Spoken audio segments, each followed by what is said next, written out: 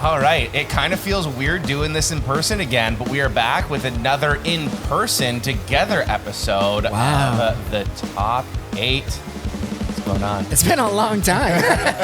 I mean, obviously for the people at home, they don't really see the timeline of things that we've been doing, but we haven't really been in person since November recording the year-end episodes. It's really been tough schedule-wise, so I'm happy that we were able to make this happen, and we're going to put together a bunch of awesome episodes for you over the next coming week. So make sure you're hitting that subscribe button or that follow button, so this way you actually get notifications as to when you're getting these awesome episodes. So what are we talking about today? And well, if you're new here, who are we? I'm Baptiste. And I'm TJ, your co-host. And we are going to be ranking the top 8 best albums that are turning 20 this year. Yeah, we did this episode last year, but of course that was albums turning 20 in 2024. New albums are turning 20. New albums. But yeah, no, there's some great albums that came out in 2005, like pinnacle albums forming my music taste for sure. I really feel like the third wave of emo started in 2005. Like, I know it started before, but this is really where it picked up. And so many albums now that were pivotal in this wave of emo were released in this year. Same thing with metalcore as well. Yeah. And then it just kind of like picked up steam, right? It was like 2005 and then 2006, 7, 8, 9 were sort of those like 4 years where I think emo as a genre was the strongest. So this is just the beginning of it. Yeah, there was a bunch of albums that I was like, I know this came out in 2005 and I know that this is going to make Matt's list, but it's not going to make mine. I feel like I was really coming into, at this time of my life, I was listening to a lot of new metal. So I was kind of coming off the new metal trend and starting to get into metalcore, which is going to reflect in my list. I'm curious what you think is going to be on my list that actually probably my entire first I can guess. I think I can guess a bunch of your lists, and I'm just not going to because I don't want to ruin it for the entirety of what this show is. I feel like in 2005, we were both in totally different parts of our lives and had a different taste of music. And we just kind of like got into the genre through different pathways, which we've talked about on past episodes as well. We've done some episodes where we've talked about like gateways into building our music taste and whatnot, whereas like you can kind of see a lot of similarities but a lot of differences as well. So I feel like this whole albums turning 20 or 2005 albums, where like I said earlier is such a pivotal year, our lists are going to be so different. And I feel like you watching at home or listening at home, it's going to be different for you as well depending on your upbringing. So that's really that's the cool thing about music tastes and like for sure, looking at the nostalgia stuff, right? Yeah. And the nostalgia stuff can get old, but also this is the cool side of it. Yeah. I mean, it's such like a pivotal time in your life, or like you can think back to these records and like, oh, what was I going through during this time? And that's obviously very different than what you were going through at this time. So let's kick it off. What do you have at number 8? Number 8, I know this will not make your list. I don't even know if you've heard this record, but it's Ascendancy, the sophomore record from Trivium.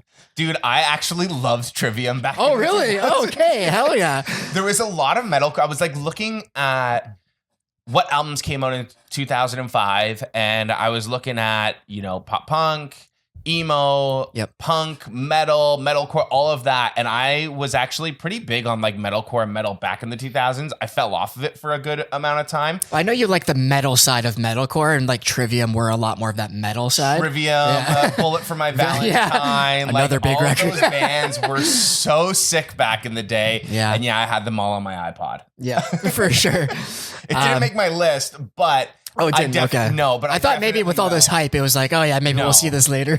No. Okay. Because the thing is my list, I picked a lot of albums that actually stuck with me over the years. Yeah. Whereas Trivium, like I said, it was big in the 2000s, but yeah. There's some big records also that like I love now that I didn't put as high on my list just because like I didn't listen to them as much back in the day. But for this one, I got into Trivium in 2008 when they opened for Slipknot on the first ever metal show I went to. I think they had just put out Shogun, which is probably my favorite Trivium record, but Ascendancy's always been a close second. Standout tracks on this one: Pull Harder on the Strings of Your Martyr. Yes. It's probably, I still hold it as like one of the best metalcore songs of all time. And then Dying in Your Arms was also a massive single off this record. But going back into it and listening to it today is like, it still holds up. I haven't listened to Pull Harder on the Strings of Your Martyr in like probably That over song a decade, was so good. But even just saying the name, I'm like, oh my God, yes. I posted a picture like yesterday of the day that we're recording this of my longer hair back in high school. And like, I just picture little Matt with hair down to my chest, like just listening to Trivium on the bus to school. Hell yeah. That's my number 8. What you got at number 8? Number 8 for me, I have Between the Heart and the Synapse, Receiving End of Sirens. I vividly remember going to a show. I don't even remember who the actual show was, like in terms of the headliner, but this band opened up for them. And I was like, who the hell is this band? Like the opening band blew me away so much so that I remember the opening band performing, but I don't even remember who they opened for. I mean, that's what you want in an opening band. And I remember seeing them perform going, oh my God, these guys are amazing. Went to the merch table, bought their CD, and I bought a hoodie. I wore out that hoodie like for 3-4 years. It was my everyday go-to, my mental health hoodie. Like I love that hoodie. It's in like every picture of me partying at every party in high school. Like nice. That was the hoodie. What was the name of this band again? The Receiving End of Sirens. Yeah, I don't know if I've ever even heard of them. If they were on the When We Were Young lineup playing this album, I would 100% like prioritize this band and that album because it was one of those like impactful albums, but never listened to anything else from the band. I think they broke up as well. I was going to say, do you even know if they're still together? No, I don't think they're still together. Okay. There was rumors of them getting back together recently. I don't think that they were one of those bands that didn't get as big as they probably should have. There's a lot of those bands. Yeah, they're fantastic. So that's definitely one of my favorite albums turning 20. It's number 8 because it's a little bit of a underdog record, I find, and a bit of a deeper cut. Yeah. So I'll have to check it out. I don't think I've even heard it. I think you would love it. My number 7, I'm sure you have this on your list higher up, is All We Know Is Falling, debut record from Paramore. Yep. Going back and listening to this, it's never been my favorite Paramore record, but I forgot how good it actually is, especially the front half, like going All We Know, Pressure, Emergency, just a stacked 3-track intro. And then My Heart is forever one of my favorite Paramore songs, just because you get like that little edge that I think they didn't really carry through the rest of their career. And like you get some screams at the end of it. And I don't know, I find it's really powerful. So My Heart is one of my faves, but yeah, I forgot how good this record was. So I feel like this record is probably one of their more emo records. Yeah, for sure. Like emo, and less pop punk, more on the emo side. Yeah. Paramore. So I do have this on my list somewhere. Let's talk about it now, and then we'll kind of just go over where I have it. But essentially with this record, this was obviously the record that got me into the band. So this is like the record, I think, nostalgia wise, I'll always hold a big part of my love for this band and this album. It belongs to Pressure. Funny enough, to this album. Funny enough, the reason why I got into Paramore was because I actually saw a YouTube video in the early days of YouTube of Hayley Williams performing Pressure acoustically, like in an alley. And I was like, I think I've seen this video. Yeah. I was like, who is this band?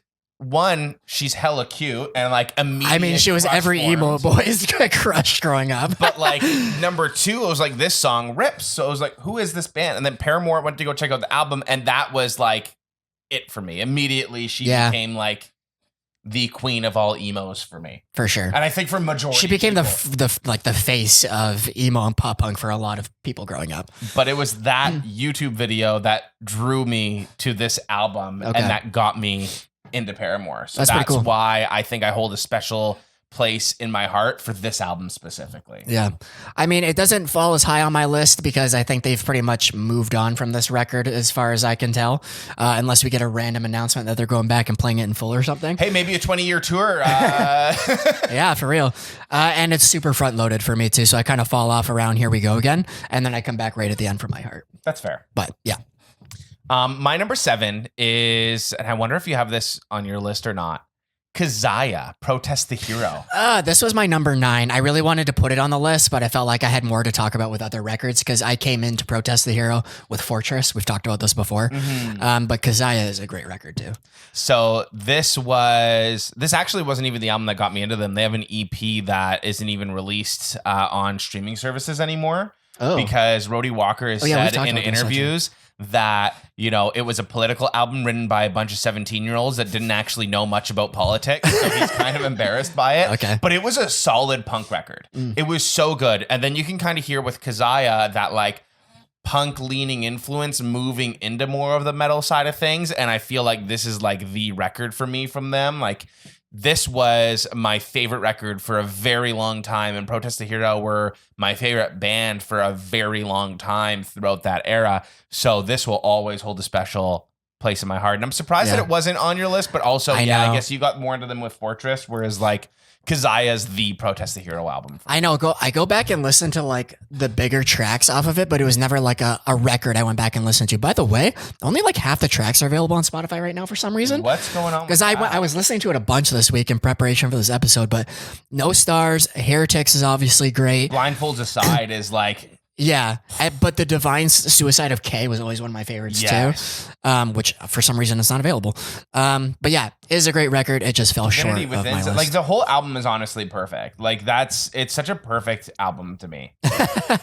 Fair enough. But that's why it's on my list. Not on yours. That makes sense. What do you have at number 6? Number 6.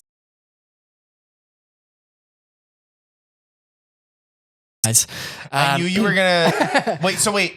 Did they both come out in 2005? Yeah, one came out at the beginning of the year, and one came out at the end of the year. Oh, okay, interesting. I knew you were gonna have System of a Down on here, and that's in my honorable mentions. But but yeah, go. I'll let you talk about System of a Down. Yeah, I mean, I've mentioned that before that I grew up on a lot of new metal, and System of a Down was always, they pull you in with the chaotic intrigue. Like you never really know what the hell they're talking about, but just like their instrumentation is so unique, and what they were doing was just so cool and interesting that I had both these CDs and I couldn't not spin them all of the time. If I had to go back and pick one over the other, it would definitely be Mesmerize over Hypnotize, because it has BYOB, Cigarro, Violent Pornography is a personal favorite too. Lost in Hollywood's solid as well. Yeah, I mean, Hypnotize still has like Lonely Day is great. Stealing Society, and then like Attack kicks off the record on like a really high note. So they're both really solid. And System of a Down just doing their chaotic whatever the hell they're doing. Yeah. So, yeah. Had to put them there. It's solid record, solid choice. System of a Down is definitely one of those bands that will forever be like a nobody timeless compares new to metal them. band. Like there's nobody that you hear now and you're like, oh, they kind of sound like System of a Down. Like they're just like so unique to me. It's like them and Korn. Nobody's really doing Korn. You know what I mean? Nobody can do it. Exactly. If they tried, people would put them into a mental institution. Exactly. Like, what's happening to you? But somehow these records have gone like double, triple platinum at times, and it's like, what was going on in the early 2000s with new metal? I don't know, but Jonathan Davis is the reason why I had an eyebrow ring as a teenager. True. We did talk about that. My number 6 is from Under the Cork Tree, Fall Out Boy. Nice. Yeah, we'll talk about that later on mine. Yeah, I figure that's going to be much higher on your list. Fall Out Boy were one of those bands where I always really liked them in high school, but they kind of fell by the wayside for me to other bands like Blink-182, Sum 41. They kind of like fit as like a lower tier pop punk band, if that makes any sense. Whereas like now I think with time, they've really sort of become one of those top tier bands. But looking back 20 years ago, become one of the top tier bands or recognized as one of the top tier bands? I think because the way you word that is like they've gotten better over time, or they've been more recognized over time. I think both. I think they've been more recognized by the scene over time. Like they've stood the test of time. But then also for me personally, I've started to enjoy Fall Out Boy more as the years went by. I knew people, and I grew up with people that was like, Fall Out Boy was their favorite band. Yeah. Right. And that's like still to this day, it's their favorite band. They're obsessed with Fall Out Boy. I always really enjoyed Fall Out Boy, but I don't think I was obsessed with them back then the way that a lot of other people were. And the rest of my list is just sort of now we're going into my obsessions as a teenager. Okay. And the Like this is one of those hard picks for me, right? Because I'm like, okay, From Under the Cork Tree really stood the test of time with me, and I still listen to this record today. Yeah, I was gonna say, if any big Fall Out Boy record was gonna make any of your lists in a high spot, I thought this one was gonna be higher on your list for sure. And realistically, the only reason why it's not higher on my list is because the other albums I was into more back then, and I'm just as into them right now, whereas this kind of falls off because I wasn't as into it back then, but I'm into it. Like, yeah, okay. I'm comparing it to the top of the list, right? Yeah, like, yeah, I know for sure. That's the hard part, right? It's like, how do you put someone like Fall Out Boy this low on your list? And I knew I was going to have to like justify it in some way or another. I mean, we're still picking 8 records out of an entire year, so it made my top 8, which is like, that's a huge deal to begin with when you look at the actual list of records that were released in 2005. Yeah, you're like, oh, okay, cool. Like, this has to be on the top 8, but I like this record. I listened to it more often 20 years ago, and I still listen to it just as much. Whereas now they're all kind of even. Yeah, okay. I'm going to stop rambling because I think that I'm you've justified. You've somewhere justified. in the rambling. That's where we are. For me, it was like you couldn't turn on much music or anything at the end of the day without seeing like Sugar We're Going Down or Dance Dance. So this record became so ingrained in me that it's going to be higher on my list. And this is the album from Fall Out Boy, in my opinion. Infinity on High was always a close second for me. I thought it was like a really good follow-up, but From Under the Cork Tree was peak Fall Out Boy. Mm-hmm. Yeah. Number 5. We can't go on a list without talking about my boys and A Day to Remember, and their name was Treason. Of course. Sitting at the number 5 spot. It's not higher on my list because it's a rougher mix, but going back and listening to it, you can really see where they were going for in terms of fusing pop punk and metalcore. And I think that some of their best songs still come out of this record, like super underrated ones, Heartless and 1958, super underrated. And then You Had Me at Hello has always been one of my favorite A Day to Remember songs. And then You Should Have Killed Me When You Had the Chance. It got like the re-record treatment for Those Who Have Heart. Yep. But it came from this record, and that alone kind of holds significant weight because I think that's one of the best A Day to Remember songs of all time. So yeah, just going back to it, you can kind of see where they're coming from. You can see the template that would become modern A Day to Remember, and I think it holds up. I think You Had Me at Hello is probably the only song on this record that holds any weight, so that's why it's not on my list. And if you're looking for it on Spotify, it's actually an old record, which was re-recorded and released in 2008. Yeah, and so I think Spotify has it as 2008, but technically it's a 2005 record. My number 5 is All We Know Is Falling by Paramore. Beauty. We've already talked about that, so we don't need to stay on that for too long. But that's essentially it. You know, this was the record that got me into Paramore. And yeah, I don't want to reiterate my points again. We'll just get into your next spot here at number 4. My number 4, similar to System of a Down, coming off a lot of new metal. One of the first couple of bands that I ever got into was Slipknot's self-titled record and Disturbed's The Sickness. So then when Disturbed put out 10,000 Fists in 2005. Oh my God, I remember that dude, record. I binged this CD so much, especially when Guitar Hero 3 came out in 2007. Stricken was just one of those songs you play on fucking repeat.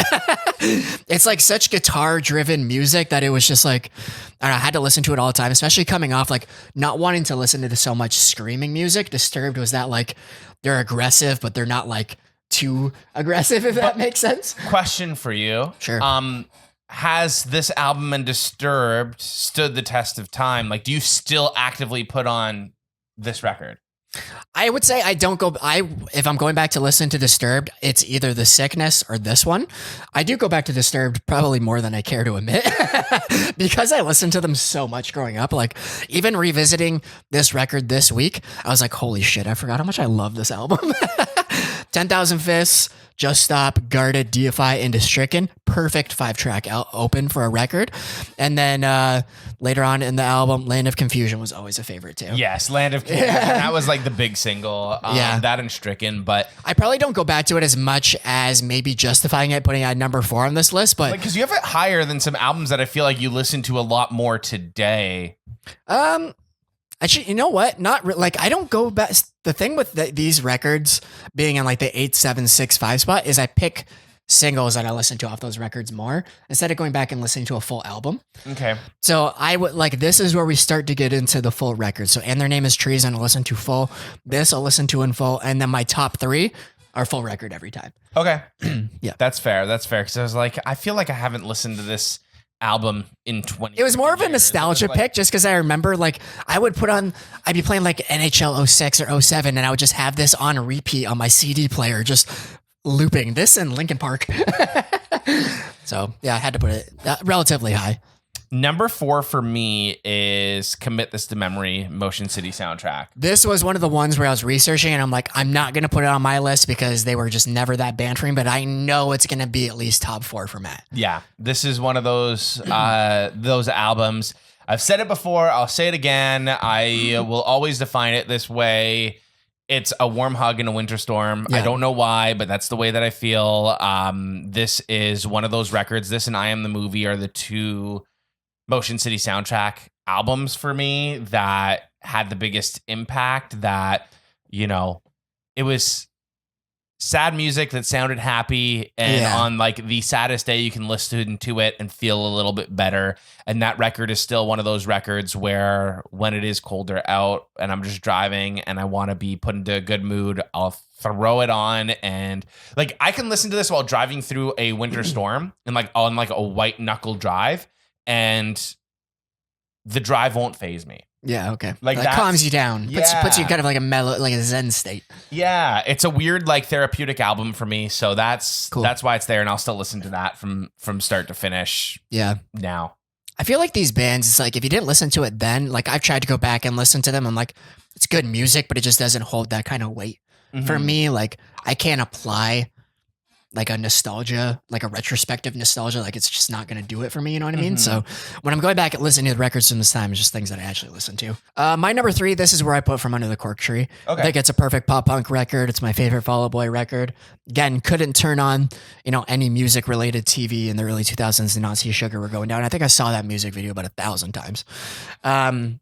Have it on loop on like YouTube too. The best part is about Sugar We're Going Down is that no matter how many times you play it, you'll never get sick of it. For sure, yeah. I think it's an obvious pick, but I knew it was going to be in my top 3. Absolutely. Yeah. My number 3 is Good Apollo on Burning Star 4 Coheed. So this was one of those pivotal albums. I forgot this came out in 05. Yeah. And this was one of those, like 05 just released so many albums that transitioned me from like the punkier metal, older 80s and 90s stuff into more modern music at the time.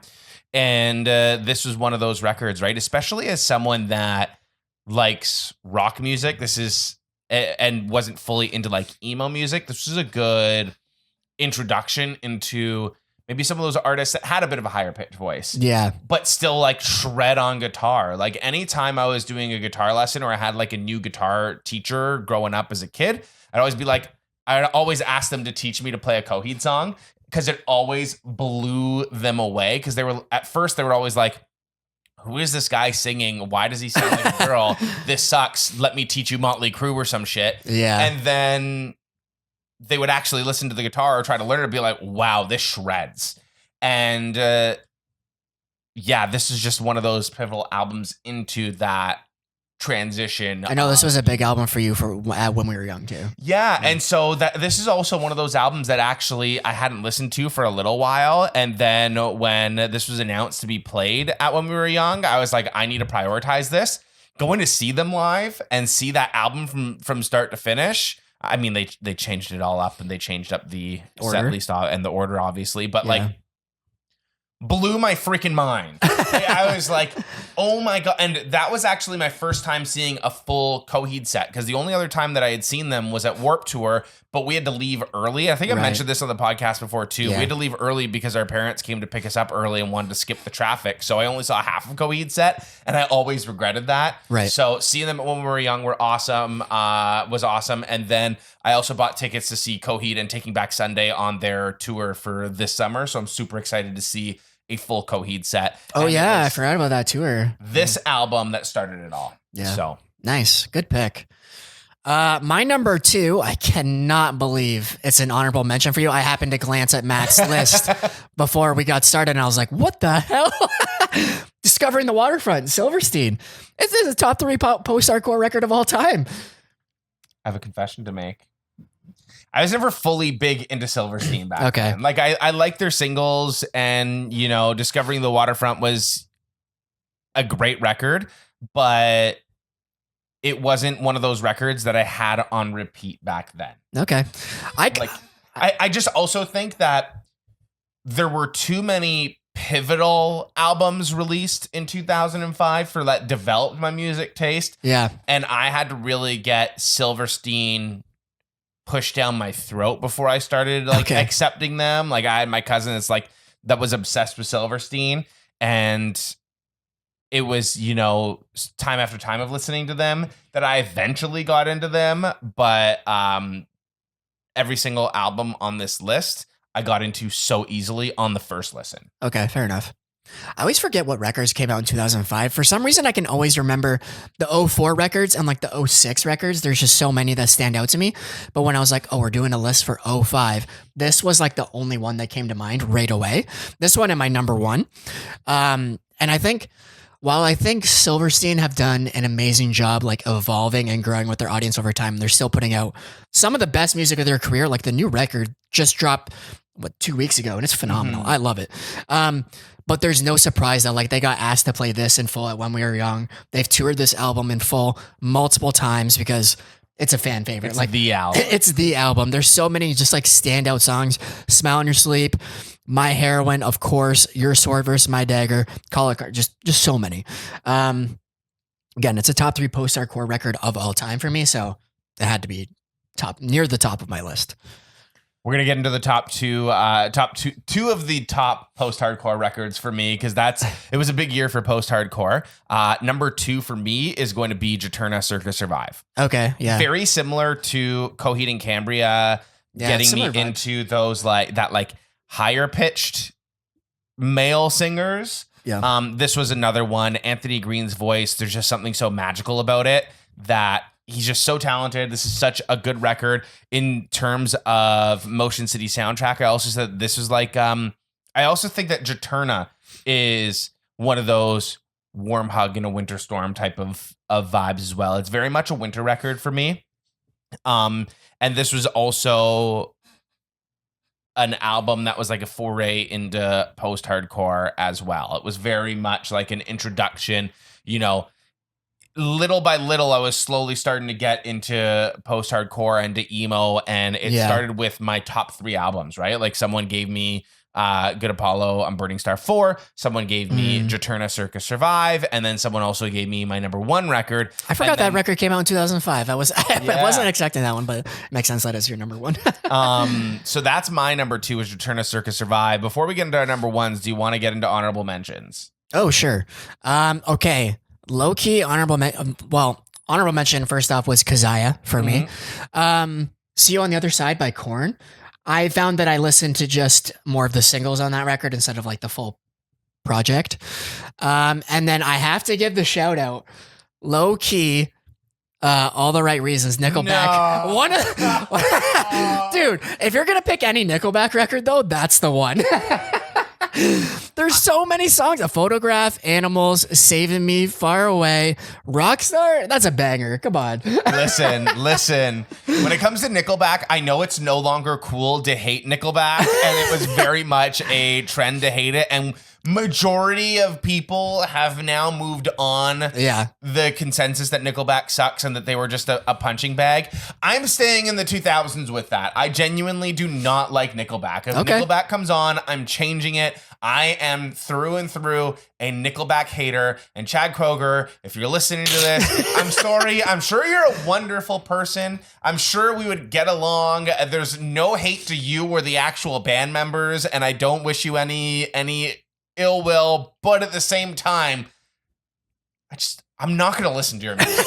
I'm not. I can't. It's not in me. Dude. I don't like it. It's a personal preference. I'm not going to shit on them and be like, you're the worst band in the world. I think majority of the world did for a very long time, but I'm skipping your songs. Yeah. Oh, you know what? I'm going to say I actually saw them in concert last year and it was a fun time.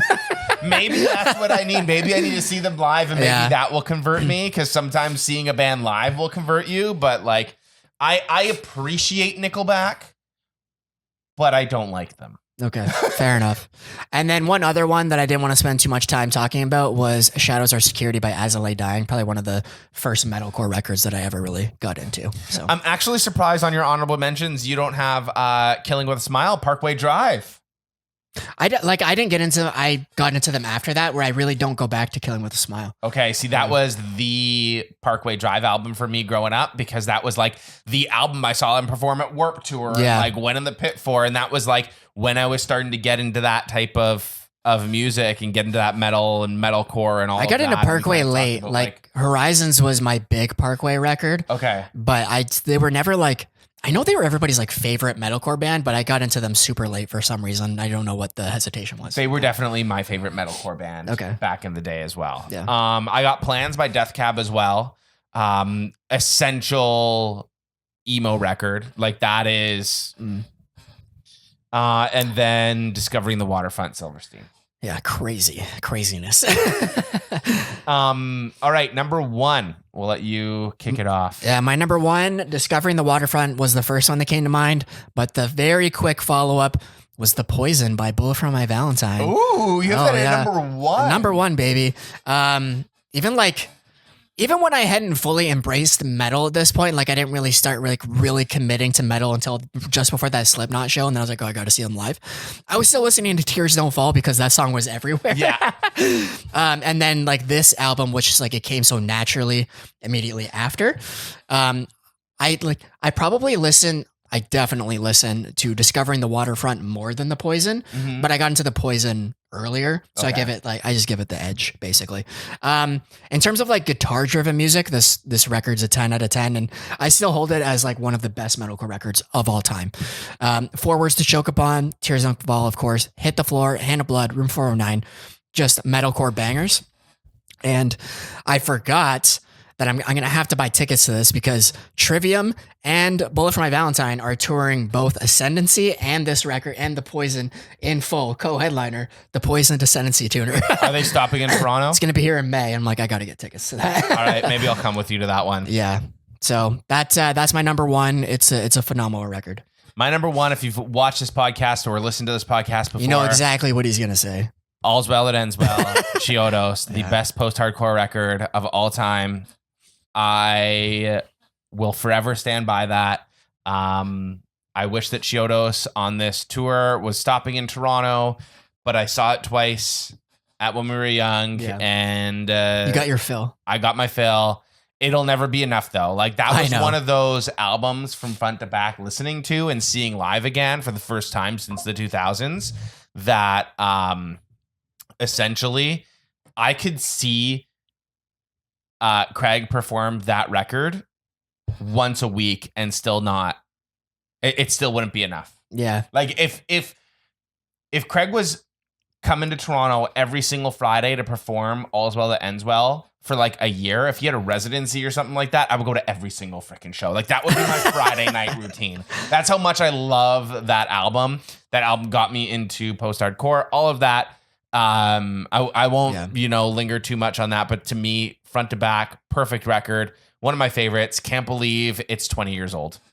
Kind of crazy. There's some bands that I left that When We Were Young festival being like, now that I've seen this album in full, I never even have to see this band again. Like Pierce the Veil is like, I saw Collide with the Sky in full twice. I don't even have to see Pierce the Veil like live again ever. I don't care.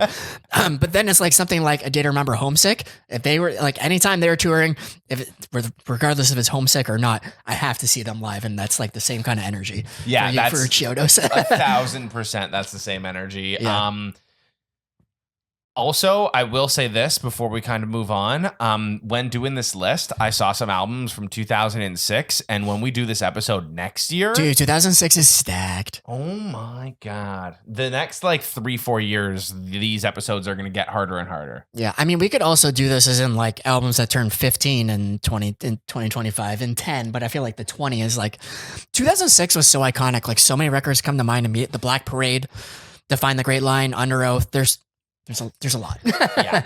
So the 2000s were just stacked with this, and that's our top 8 list of albums that came out in 2005. Want to know from you, what was your favorite album from 2005? And trust me, when you go and look at what albums came out, even beyond our lists, it's going to be hard to pick, okay? You'll understand. Yeah.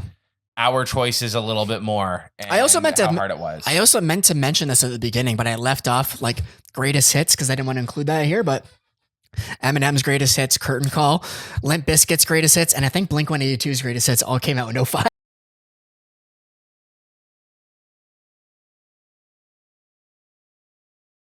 All right, that's our episode. So if you enjoyed it, please remember, subscribe on YouTube, follow on Apple or Spotify, and leave us a comment. Share this with your friends and let us know what would be on your list. Thanks for listening again, and we'll see you next week.